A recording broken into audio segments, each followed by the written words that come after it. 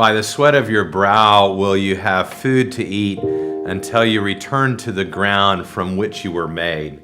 For you were made from dust, and to dust you will return. That's from Genesis chapter 3. On Ash Wednesday, literally millions of people will commence a journey that begins with the imposition of ashes on their foreheads. These ashes remind us that we are dust, and to dust we shall return. Ash Wednesday marks the beginning of the season of Lent, a time where many in the Christian faith engage in a period of self-reflection and renewed spiritual discipline to prepare for Easter.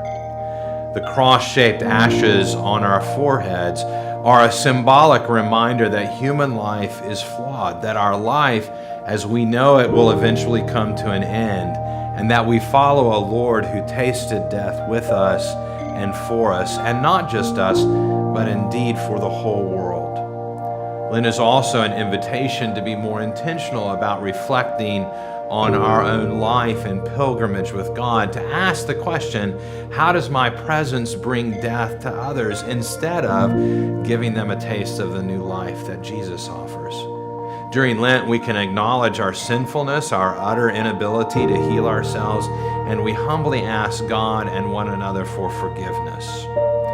During this Lenten season, as your bishop, I invite you to be intentional about saying no to behaviors that keep you from deepening your relationship with God and other people.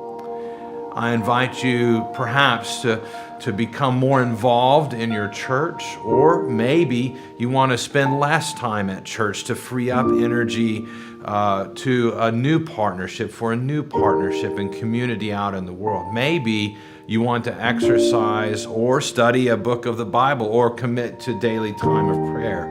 Or maybe God is asking you to set aside time to get to know your neighbors and to find Christ in unexpected places.